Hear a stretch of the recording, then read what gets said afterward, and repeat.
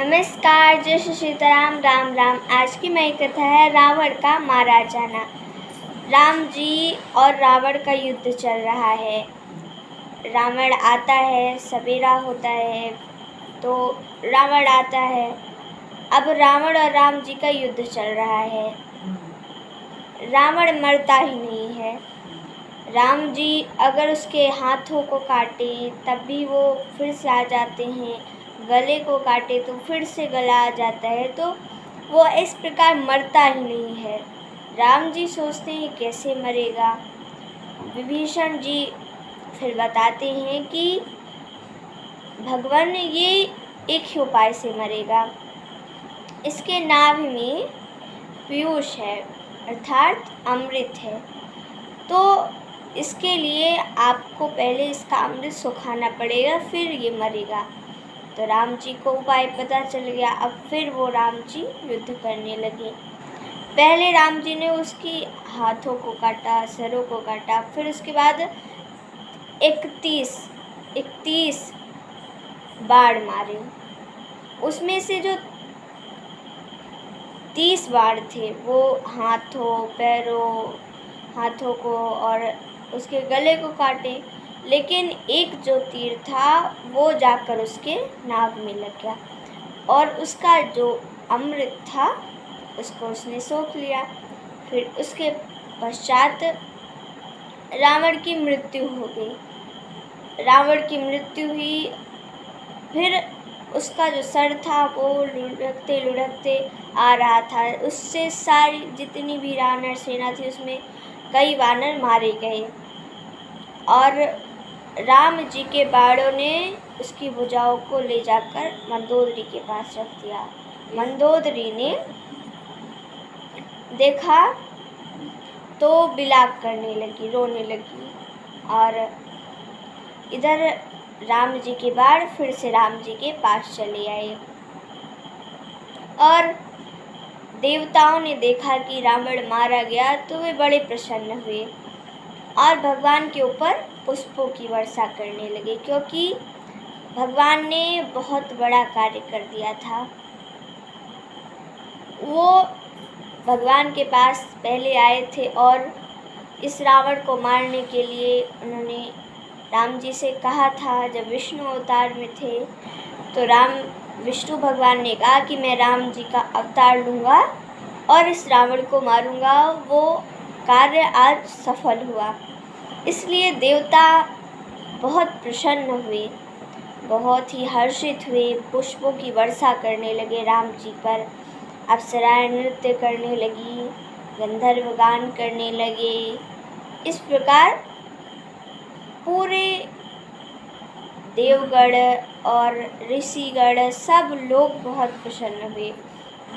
मंदोदरी के महल में इधर स्त्रियां रो रही हैं। मंदोदरी बहुत गान उनकी रावण की प्रशंसा कर के रो रही है।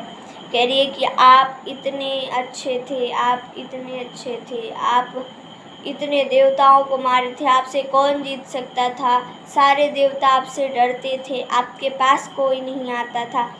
आपने राम जी से क्यों दुश्मनी मोल ली, आपने शत्रुता की क्यों राम जी से।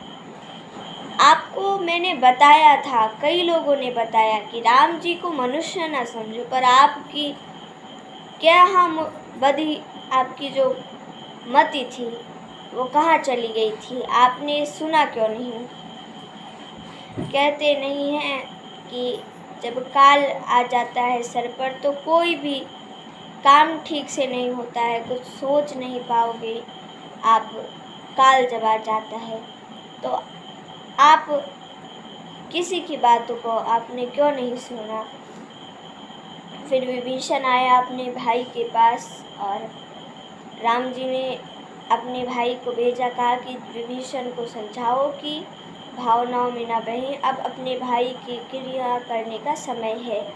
तो विभीषण को लक्ष्मण जी ने समझाया और विभीषण ने सारी क्रिया की जो करनी चाहिए।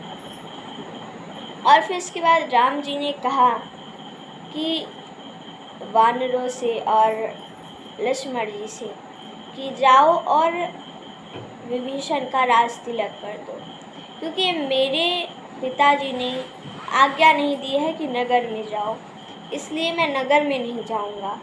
मैं अपने ही विश्वास पात्र, अपने ही जैसे अपने भाई को भेज रहा हूँ, वानरों को भेज रहा हूँ। इस प्रकार विभीषण का राज तिलक हुआ और बहुत ही आनंद का दिन था उस दिन, जिस दिन रावण मरा था। इधर सारी राक्षसियों ने बताया सीता जी को किस प्रकार रावण मारा गया। हनुमान जी को राम जी ने भेजा दूत बनाकर, कहा कि जाओ अपनी माता से कह दो कि सब कुछ कुशल हो गया है और रावण मारा गया। दूत बना के भेजे राम जी ने, और हनुमान जी गए, उन्होंने दूर से ही प्रणाम किया सीता जी को। तब भी सीता जी पहचान गई उस दूत को कि अच्छा तुम वही दूत हो ना।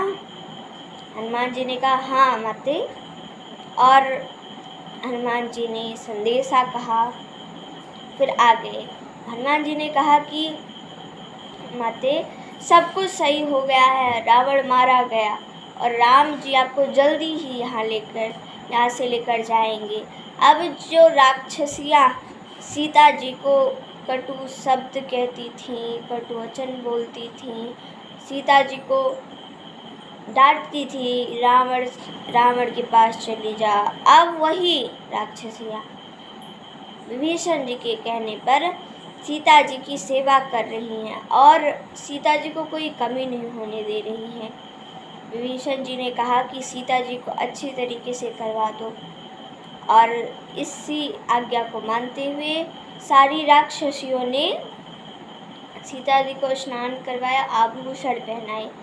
फिर राम जी ने कहा कि अब सीता जी को लाना है, और उसके लिए उन्होंने कहा कि अब आप ही लोग लाएंगे उनको, हनुमान जी आप लाएंगे। और सीता जी के लिए पालकियाँ सजने लगीं, लेकिन राम जी ने रोक दी, कही कि इन पालकियों को मत सजवाइए, क्योंकि वानर सीता जी को अपनी माता समझते हैं, और एक माता अपने पुत्र के सामने पालकी पर बैठी रहे और उसके पुत्र इस ज़मीन पर खड़े रहें, तो ऐसा नहीं हो सकता। इसलिए पालकी रहने दीजिए और सीता जी पैदल ही आएंगी।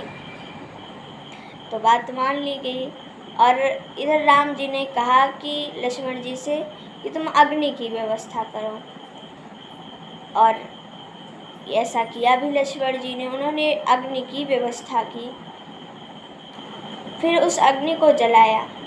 सीता जी आईं, राम जी ऐसे खड़े थे, सीता जी समझ गई और उन्होंने कहा कि हे अग्निदेव,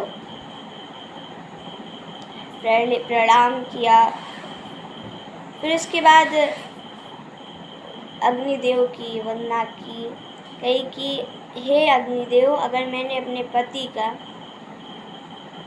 पति की सेवा की है और उनको सच्चे मन से चाहा है, तो आज आप मेरा प्रणाम स्वीकार कीजिए। और इस प्रकार अग्निदेव प्रकट हुए, फिर असली सीता को दिया राम जी को अग्निदेव ने। मैंने आपको कथा में सुनाया था कि परछाई थी सीता जी की, बस केवल उसके पहले ही राम जी ने उन्हें अग्निदेव को सौंप दिया था, तो असली सीता जी आ गई। सारे वानर बहुत आश्चर्यचकित थे। आज की कथा हमारी यही समाप्त होती है। धन्यवाद। जय श्री सीताराम। राम राम।